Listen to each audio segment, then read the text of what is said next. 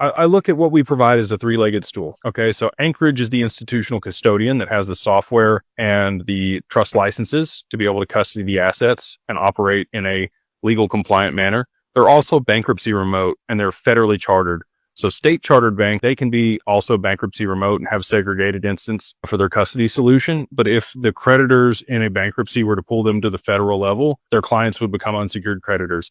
Highly unlikely that that would happen. But that's why we chose Anchorage, is because they are federally chartered. And that's why Ripple has applied for a federal charter for their banking license also, because it's kind of like the high level standard for somebody that's operating in this space. So they provide institutional custody, segregated, bankruptcy remote, insured. So even if they were to go to bankrupt, there would be a bankruptcy proceeding. It would take a little while for you to get your assets, but those assets would be yours in the bankruptcy. You would never be a creditor of Anchorage. And it's highly unlikely that they're going to go bankrupt. They have, somewhere between $600 and $700 million on their balance sheet.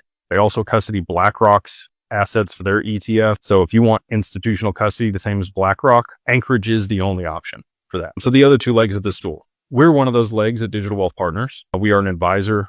We countersign on the accounts for you. And if at one point we decided, we're gone, you want to move to another advisor, you can do that. You just move your account at Anchorage to the other advisor. So if we go out of business or you decide to part ways with us, all you got to do is list another advisor that's at Anchorage and you could move your account over to them. And then last but not least, you are the third leg to that stool. God forbid something happens to you. You have beneficiaries on the account. You have your spouse on the account. They don't need to know anything about crypto, just like a Schwab account. The assets are transferred to them.